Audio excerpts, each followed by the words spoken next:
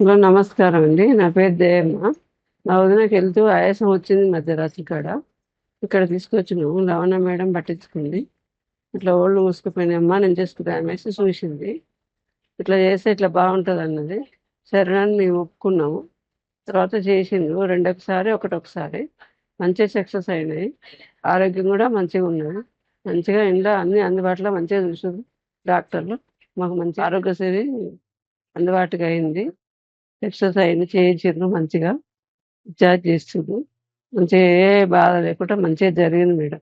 నమస్కారం. నమస్కారం అండి.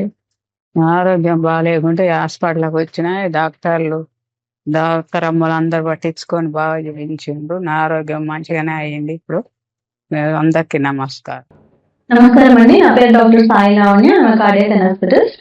మన cardiologist doctor Ravishankar sir team నుంచి భారతమ్మ గారు మన దగ్గరికి ఆయాసము, గుండెదడ అండ్ ఛాతీలో నొప్పి అని చెప్పి ఓపీకి వచ్చారు.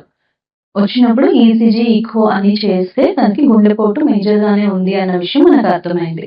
ఇమీడియట్ గా యాంజియోగ్రామ్ చేయాలి అనుకొని తనకి మిగతా ఇన్వెస్టిగేషన్స్ కూడా అన్ని చేస్తే తనకి ఆల్రెడీ కొంచెం పక్షపాతం ఉంది అన్న విషయం మనకు తెలిసింది. బీపీ, షుగర్ ఉన్న పేషెంట్. సో యాంజియోగ్రామ్ చేస్తే మనకి 3 పైప్స్ లోనూ బ్లాక్స్ ఉన్నాయి. గుండెలో ఉన్న 3 పైప్స్ లోనూ తనకి బ్లాక్స్ ఉన్నాయి అన్న విషయం అర్థమైంది.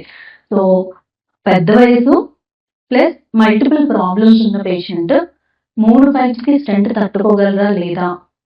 సో ఇవన్నీ ఆలోచించి ఫస్ట్ తనని స్టెబిలైజ్ చేసి బీపీ అది కొంచెం స్టేబుల్ గా చేసిన తర్వాత మెడికల్ మేనేజ్మెంట్ చేసుకొని ఫస్ట్ 2 పైప్స్ కి స్టెంట్స్ వేసుకున్నాము. తర్వాత ఒక 2 days స్టెబిలైజ్ చేసుకున్నాక 3rd పైప్ కి స్టెంట్ వేసుకున్నాము. సో ఆల్మోస్ట్ ఓవరాల్ గా ఒక 5 days లో తను చక్కగా రికవర్ అయ్యారు. ఇప్పుడు ఇంటికి వెళ్ళే పరిస్థితికి వచ్చాను. Thank you.